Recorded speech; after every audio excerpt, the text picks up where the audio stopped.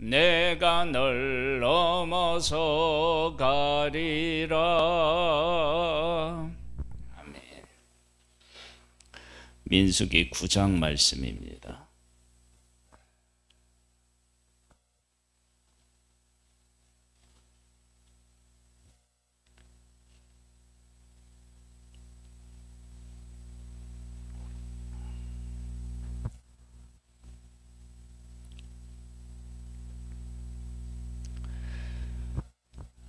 애굽 땅에서 나온 다음의 첫째 달에 여호와께서 시내 광야에서 모세에게 말씀하여 이르시되 이스라엘 자손에게 유월절을 그 정한 기일에 지키게 하라. 그 정한 기일 곧 이달 14째 된 날 해질 때에 너희는 그것을 지키되 그 모든 율례와 그 모든 규례대로 지킬지니라. 유월절을 다시 지키도록 하나님께서 지금 명령하고 계십니다. 유월절을 하나님이 지키시라 그렇게 말씀하시는 것은 유월절의 그 구원의 그 하나님의 그 일이 아브라함으로부터 아브라함의 약속하셨죠. 그리고 그 약속하신 것이 지금도 유월절에도 그 약속이 유효했고 지금도 유효하며 앞으로도 유효하다라고 하는 것을 하나님께서는 말씀하신 것이고 유월절을 통해서 너희들을 내가 구원해냈는데 이 구원한 것에 대해서 내가 끝까지 책임지겠다라고 하는 것입니다. 그런데 이스라엘 백성들이 유월절을 지키면서 우리가 유월절이 언제 시작되었느냐 그러면 애굽에서 출애굽할 때 애굽에서 나올 때 그 유월절이 되었다. 그 얘기는 하나님의 능력과 은혜로 유월절이 이렇게 시작되었다. 너희들이 그곳에서 나올 수 없는 자들을 내가 구원해냈다. 그러니까 이 유월절의 가치와 의미가 얼마나 크냐. 이것을 광야뿐만 아니라 약속의 땅에 들어갔을 때에도 잊지 않도록 하기 위함입니다. 하나님이 베푸시는 은혜가 크고 귀하고 중하다라고 여기게 되면 그들이 어느 곳에 가 있든지 하나님 앞에 감사할 것이고 하나님의 말씀에 순종하게 될 것입니다. 그런 것들을 담는 것입니다.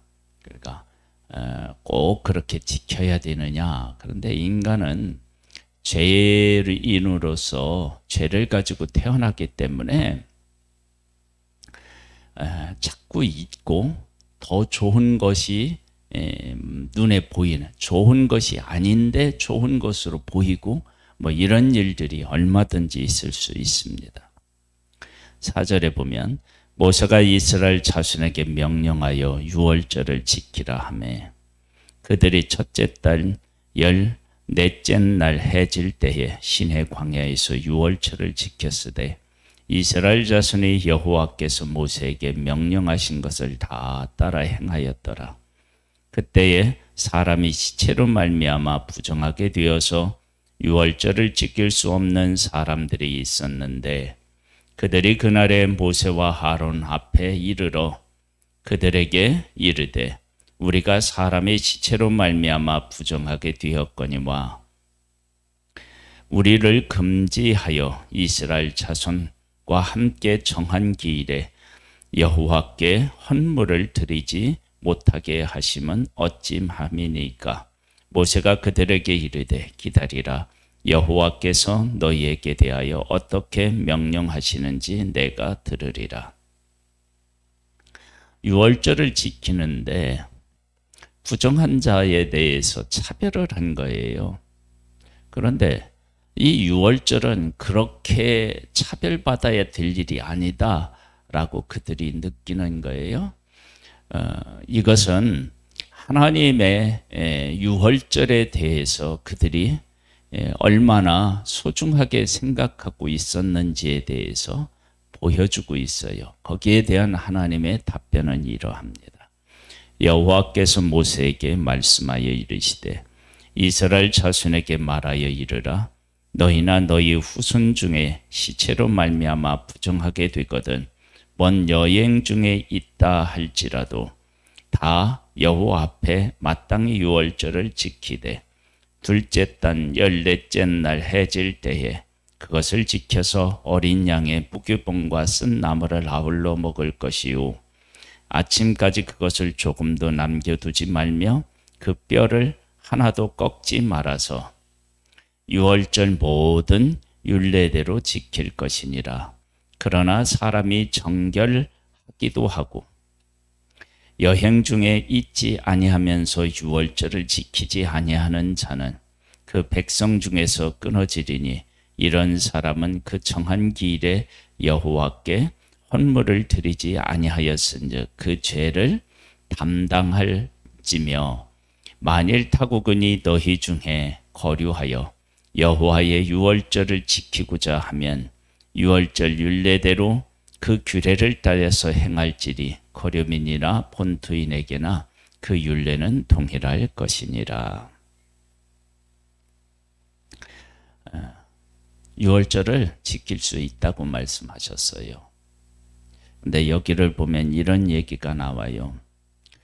13절 그 마지막 부분에 보면 그 중간부터 보면요. 이런 사람은 그 정한 기일에 여호와께 헌물을 드리지 아니하였은즉 그의 죄를 담당할지며 이렇게 나와요. 그의 죄를 담당한다. 유월절은 양의 피를 좌우 문설주에 뿌려서 하나님께서 애굽 사람들의 장자를 치실 때 이스라엘 백성들은 그 피를 보고 넘어갔다 그래서 유월절이잖아요. 즉 하나님의 백성이라 할지라도 하나님의 거룩함에는 이르지 못했다. 그러니까 너희도 똑같이 애굽 사람들과 같이 망할 수 있는데 내가 은혜를 베풀었다. 그러니까 뭐냐면 그들이 살아남을 수 있고 구원을 받을 수 있었던 것은 하나님의 은혜였지 너희의 거룩함이 아니었다. 그러면 그 사실을 인정하는 거예요. 우리는 하나님의 백성으로서 구원을 받고 보호받을 만한 충분하게 그렇게 거룩한 존재는 아니다. 그런데 하나님께서 우리를 은혜로 구원해 주셨다. 그것을 고백하는 거예요. 그래서 양을 잡아서 피를 뿌리는 거죠. 그것들을 고백하는 거예요. 그러니까 우리는 하나님의 은혜, 용서 이게 아니면 우리는 살아갈 수 없다라고 하는 것을 시인하고 고백하는 거예요. 우리들이 하나님 앞에서 그런 존재임을 항상 기억해서 왜 그것을 기억하냐면 너희들은 죄인이다 죄인이다 그런 게 아니고 너희들은 내가 그런 죄인임에도 불구하고 너희들을 사랑하고 너희들을 용서하고 너희들하고 약속한 그런 존재, 소중한 존재, 함께하고 싶은 존재, 이런 존재이다. 그러니까 너희들도 나에 대해서 그런 마음을 변치 말고 가지고 있어라. 그렇게 하나님께서 우리에게 말씀하고 계시는 거예요. 그래서 유월절을 지키면 하나님의 크신 은혜를 깨달아 알고 내가 얼마나 큰 은혜를 받고 있고 소중한 존재인지를 사실은 알게 되는데 그것을 하나님께서는 그 백성들로 하여금 잊지 않도록 하기 위해서 왜냐하면 그것을 잊지 않아야 하나님께서 그들과 함께 하여서 그들을 통해서 이루고자 하시는 더 크고 놀라운 일들을 이루어 가실 수 있기 때문에 그렇습니다.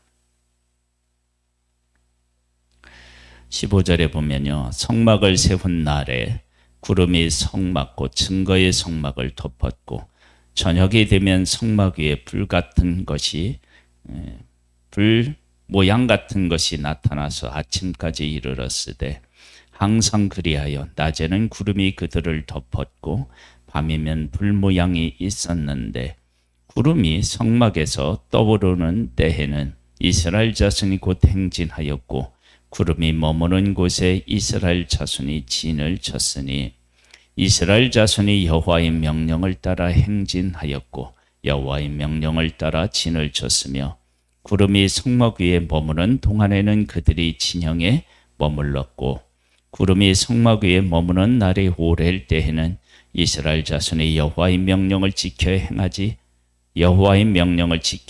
행진하지 아니하였으며 혹시 구름이 성막 위에 머무는 날이 적을 때에도 그들이 다만 여호와의 명령을 따라 진영에 머물고 여호와의 명령을 따라 행진하였으며 계속해서 여호와의 명령을 따라서 진을 치고 여호와의 명령을 따라서 행진했다. 그러니까 하나님의 말씀에 절대적으로 순종했음을 보여주고 있고요.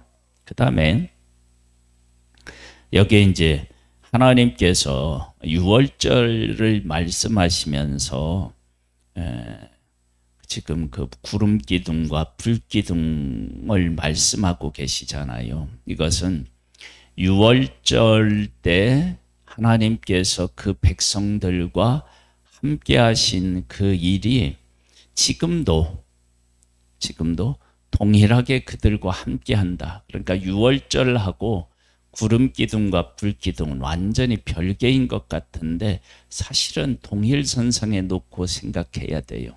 하나님께서 그들을 구원하셨고 지금은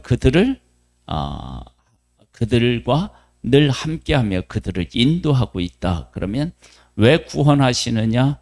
그들과 함께하기 위해서다. 그러면 구원하기 위해서 함께하기 위해서 구원해 내셨다. 그러면 지금 함께하고 있으니까 구원해 내신 유월절이나 인도하는 것이나 같다라고 하는 것을 알 수 있습니다. 20절에요.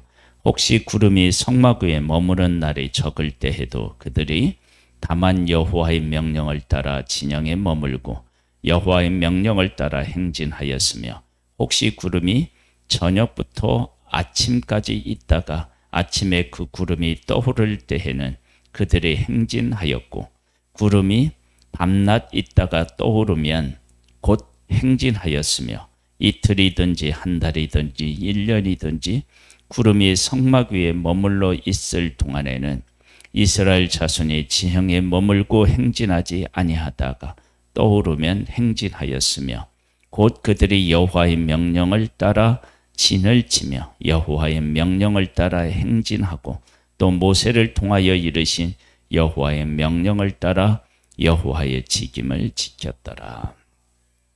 이 이제 구름 기둥과 불 기둥에 대한 것들을 우리가 이제 하나님께서 광야로 인도해서 광야에서 구름 기둥과 불 기둥으로 인도했잖아요. 이 문제를 우리가 조금 더 생각해 보면 이런 것들을 우리가 생각해 볼 수 있어요. 구름 기둥과 불 기둥으로 이렇게 이제 하나님께서 백성을 보호하시는데 만약에 그 밖으로 나가면 어떻게 될까? 그러면 견딜 수 없는 고통을 느끼겠죠. 그러면 다시 들어와야 돼요. 즉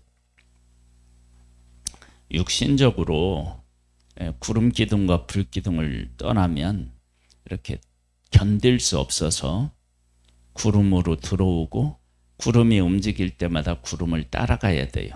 이것은 뭐냐면 피동적으로 우리가 구름 기둥과 불 기둥을 따라 안 갔더니 너무 힘들더라. 그래서 억지로 그렇게 따라갈 수 있고요. 또 하나는 하나님의 은혜가 정말 크다.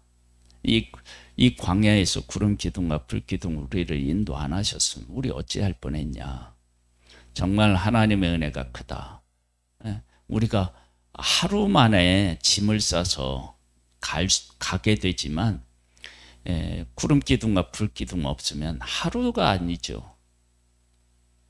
그러니까 그 은혜가 너무 그다 감사하다. 그렇게 따를 수도 있어요. 그런데 하나님의 은혜에 감사함으로 따르는 사람은 광야를 기쁨으로 통과할 수 있을 것이고, 그렇지 않으면 광야의 시간이 너무 힘들고 괴롭겠죠. 하나님께서는 이스라엘 백성을 구원해 놓으시고 그 구원하신 하나님께서 그 백성과 늘 함께하고 계시다라고 하는 사실을 이것으로 그들에게 보여주고 계십니다. 그러니까 지금 민수기 9장은 유월절을 지키는 것이나 지금 구름 기둥과 불 기둥으로 그들을 인도하시는 것이나 이것은 하나로 우리가 봐야 된다. 하나님께서는 오늘도 예수 그리스도를 통해서 구원하신 우리를 오늘도 이끄시고 인도하시고 계십니다. 하나님 아버지, 우리와 함께 하시는 하나님을 찬양합니다. 하나님께서 예수 그리스도로 말미암아 구원하시고 오늘도 우리와 함께 하시며 우리를 돌보시고 이끄심에 감사하고 그 하나님과 함께 끝까지 동행함으로 하나님께서 우리에게 주신 가장 소중한 복을 누리며 날마다 감사와 찬양으로 승리케 하시고 살아갈 수 있도록 역사하옵소서. 예수님의 이름으로 기도드립니다. 아멘. 하늘에 계신 우리 아버지여, 이름이 거룩히 여김을 받으시오며 나라에 임하옵시며 뜻이 하늘에서 이룬 것 같이 땅에서도 이루어지리이다. 오늘날 우리에게 일용할 양식을 주옵시고 우리가 우리에게 죄 지은 자를 사하여 준 것 같이 우리 죄를 사하여 주옵시고 우리를 시험에 들게 하지 마옵시고 다만 악에서 구하옵소서. 대개 나라와 권세와 영광이 아버지께 영원히 있사옵나이다. 아멘.